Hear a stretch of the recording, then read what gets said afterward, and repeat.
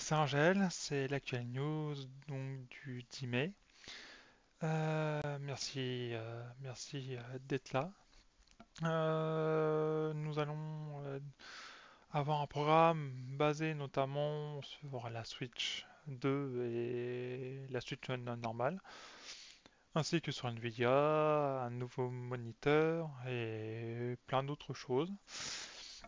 J'espère que ce programme vous plaira. Si vous venez de Twitch, laissez-moi un petit message pour débattre de l'actualité et venir en parler avec moi pendant que je fais mes news. Et à la fin de cette émission, on pourra débattre de l'actualité si vous êtes d'accord. N'oubliez pas de vous abonner à ma chaîne Twitch ainsi qu'à celle de YouTube. Laissez-moi un commentaire sur celle-ci ainsi un abonnement, un commentaire. Je pense que j'ai déjà dit. Et puis c'est un pouce bleu ou rouge comme vous voulez ainsi que de faire sonner la cloche. Nous allons donc commencer les news. Et il y a beaucoup de... Enfin, comme vous savez, j'ai décidé de, de faire plus petit pour condenser, pour que ce soit mieux pour vous et surtout pour rétrécir cette actuelle news pour que vous puissiez aussi avoir de l'actualité plus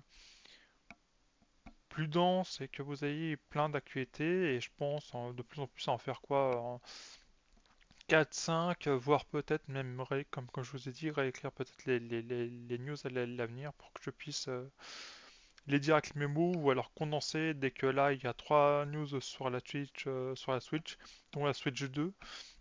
Ça aurait été même marrant enfin ça aurait été plus journalistique on va dire de les compresser puis d'en faire qu'une seule. Mais bon, là on va commencer et puis bah écoutez, bon actuel news et puis n'hésitez pas à commenter pendant que je vous livre les news. Voilà. Alors on parle de la Switch 2, donc c'est la première des news, qui pourrait embarquer 12 Go de RAM et un stockage flash de 256 Go. Donc c'est plutôt énorme. Enfin, plutôt énorme. Par rapport à la suite première du nom, hein. Les Xbox Series X et PlayStation 5 embarquent quasiment presque un teraoctet de giga de mémoire. Enfin, de stockage, hein, pour séparer les deux mots. Les rumeurs au sujet de la prochaine console de Nintendo sont légion depuis plusieurs semaines. Aujourd'hui, nous évoquons une fois de plus les hypothétiques spécifications techniques de cette Switch 2 qui sera présentée d'ici avril 2025.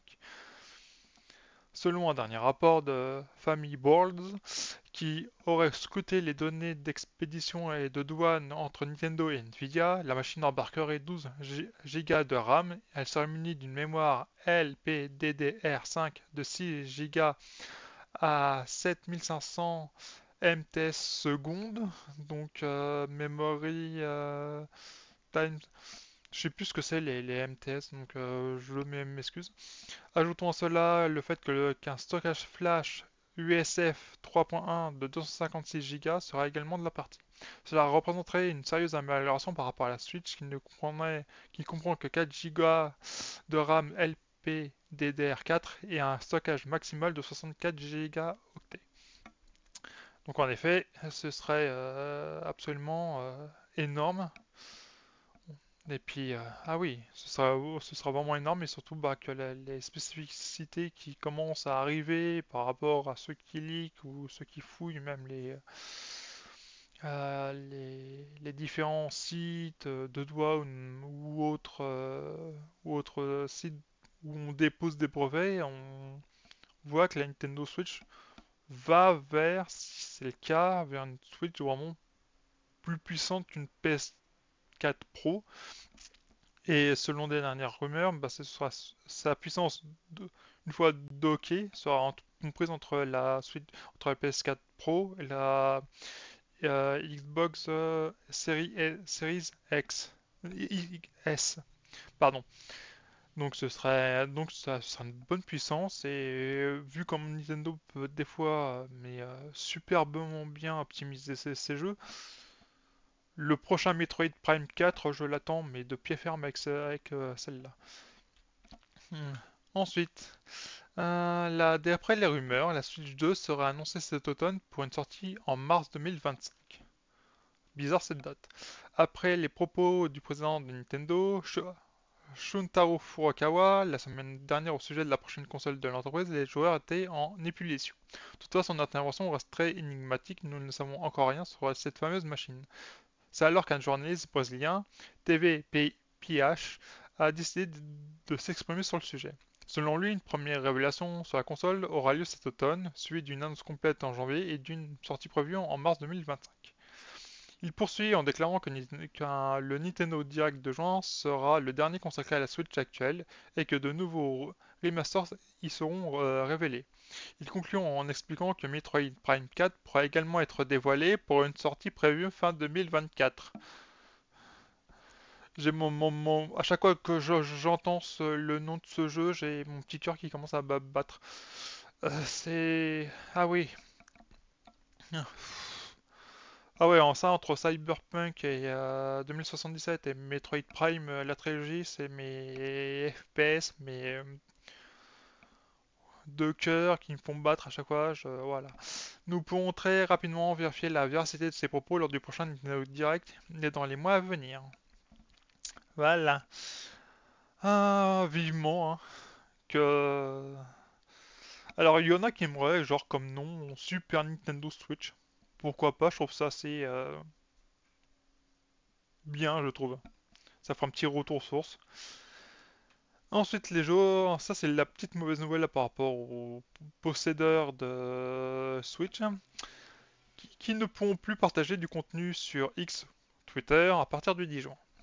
Nintendo a annoncé la fin d'une fonctionnalité sociale de sa console hybride. En effet, les utilisateurs ne seront plus en mesure de partager des captures d'écran et des vidéos sur le réseau social Twitter. Cette mesure prendra en effet le 10 juin prochain. Les joueurs ne pourront également plus envoyer des demandes d'amis présents sur Twitter via l'onglet de suggestions. Des jeux comme Super Smash Bros Ultimate verront aussi leur option liée à Twitter désactivée. PlayStation et Xbox avaient aussi fait une annonce similaire l'année dernière. Une décision prise depuis que le PDG de Twitter, Elon Musk, réclame environ 40 000 dollars par mois aux entreprises qui désirent utiliser l'API de Twitter. Oui, désolé, je refuse d'appeler ça X. Euh, donc en effet, ça fait quoi? Ça fait du 480 000 par an. Je pense qu'ils préfèrent mettre ça dans autre chose, comme le développement de jeux ou dans les salaires du paie personnel. Si c'est pour ça, oui, je suis de tout cœur avec les personnes qui ont... avec les constructeurs. C'est 480 000, ça fait beaucoup de salaire quand même de sauvegarder. Ensuite, en avril, Sea of Thieves est le jeu qui s'est le mieux vendu sur PS5 en Europe. Le succès de Sea of Thieves sur PS5 ne faisait déjà aucun doute, il a été récemment évoqué par Sony. En effet, le PlayStation Blog a dévoilé les meilleures ventes réalisées sur le PlayStation Store en avril dernier. En Europe, le titre de Rare se classe parmi le premier des ventes sur PS5 pour le mois d'avril 2024. En Amérique du Nord, il se classe troisième derrière Helldivers 2 et Stellar Blade. Sur PS4, Microsoft réalise un carton plein puisque Fallout 4 arrive en première position sur tous les territoires. Quand un jeu Xbox devient numéro 1 des jeux PlayStation, c'est marrant. Capcom prévoit de lancer un gros jeu non annoncé avant fin avril 2025. Resident Evil 9 ou Code Veronica, tiens. C'est mon Resident Evil préféré.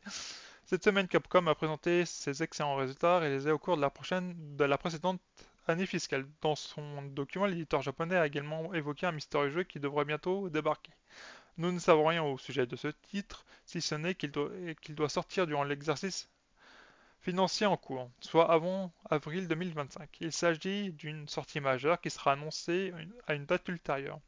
Il pourrait donc être question dans Resident Evil 9, puisque les rumeurs stipulent qu'un lancement pourrait avoir lieu en janvier prochain. Ah, je préférerais qu'ils fassent le remaster de Code Veronica.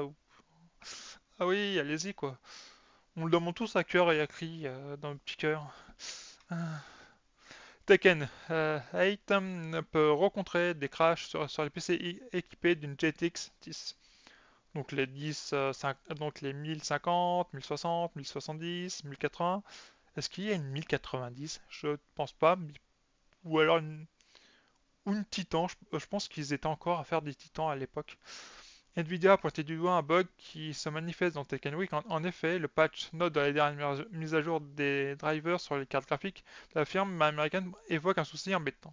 Ainsi, Tekken 8 est victime de crash intempestifs sur les cartes de la gamme GeForce GTX 10. Le problème n'est pas encore été corrigé et Nvidia stipule qu'il pourrait être causé par Bandai Namco. Il va sans doute falloir attendre un nouveau patch. Hmm.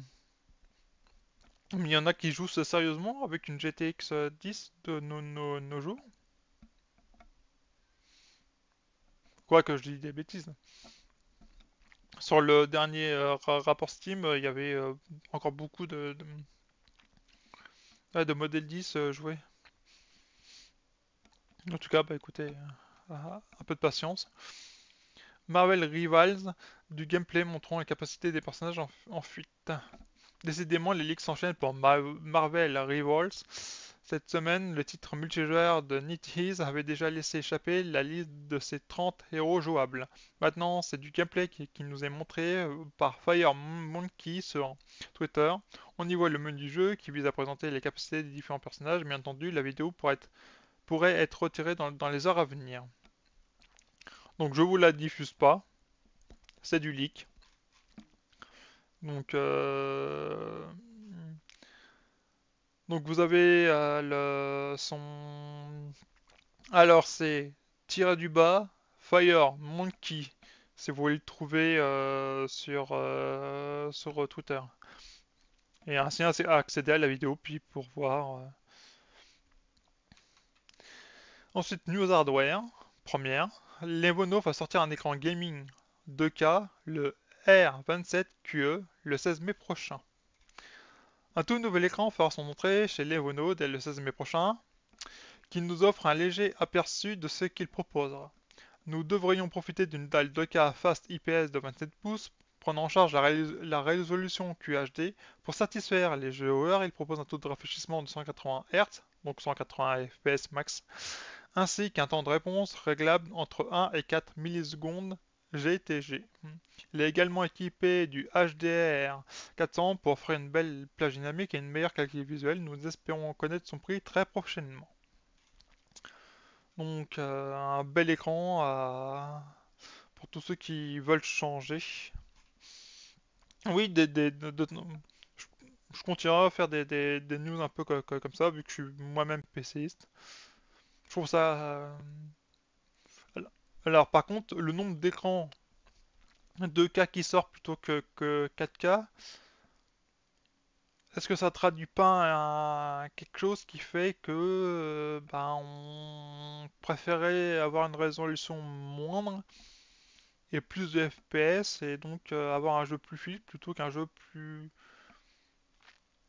détaillé parce que voilà, plus on agrandit, logiquement plus les textures sont détaillées, plus grandes, offrent une meilleure luminosité, il y a tout qui rentre en compte.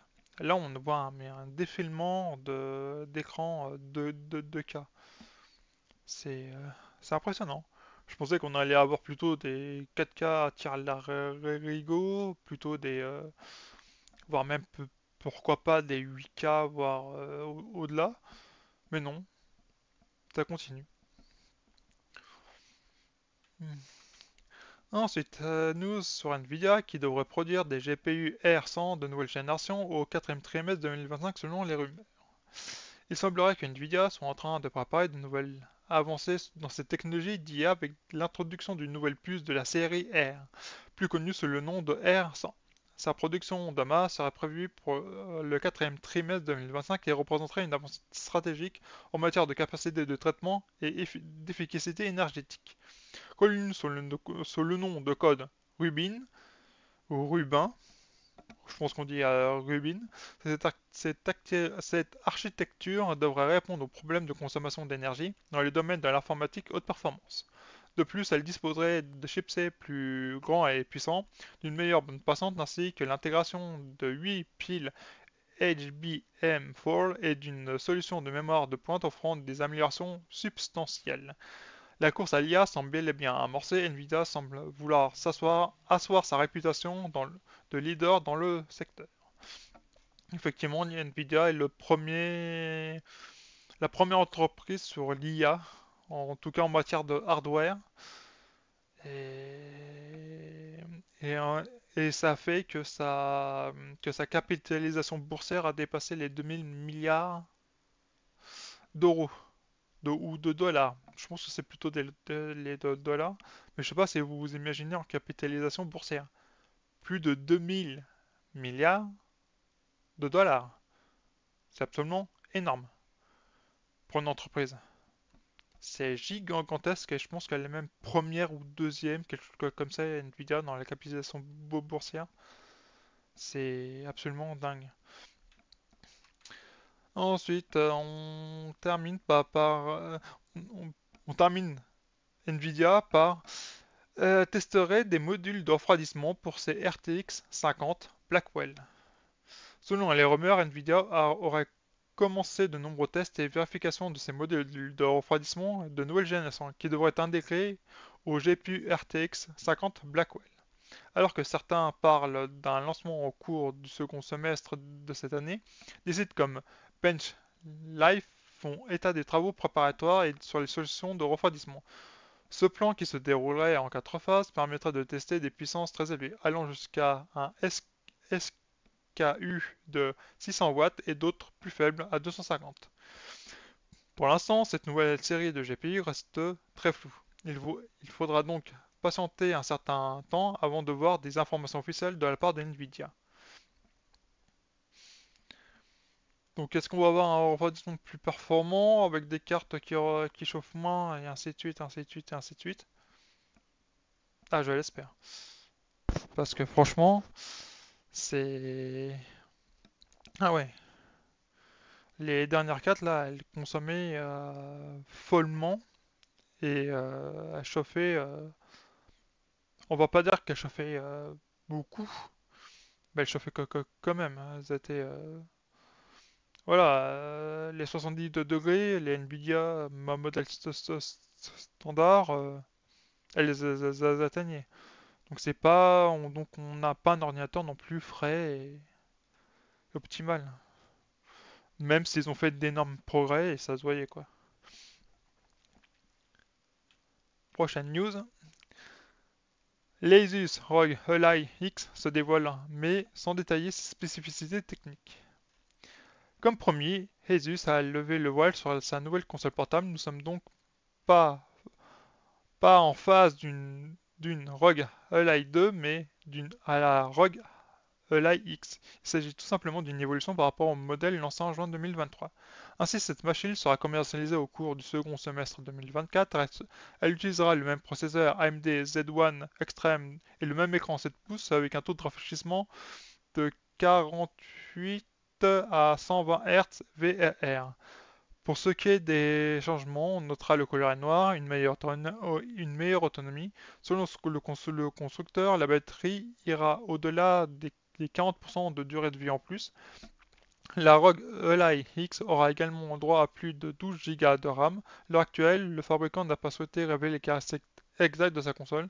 Un emplacement SSD M2 de M.2 2280 plus grand figurera aussi au programme.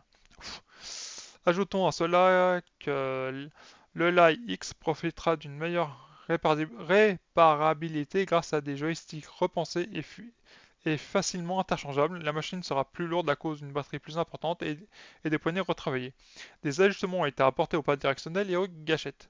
Enfin, Asus prévoit de vendre la ROG Ally X à un prix plus élevé que le modèle actuel. Ça risque de piquer. Ah ouais. Et j'aime beaucoup Asus, notamment leur carte mère absolument excellente et tout ce qu'ils font à côté quoi.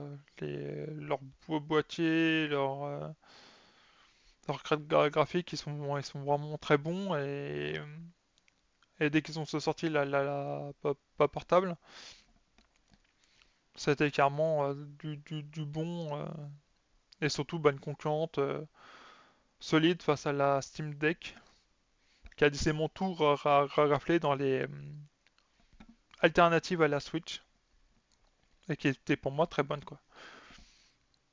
Bah écoutez, voilà, c'est tout pour le moment, tout pour aujourd'hui, mesdames, messieurs.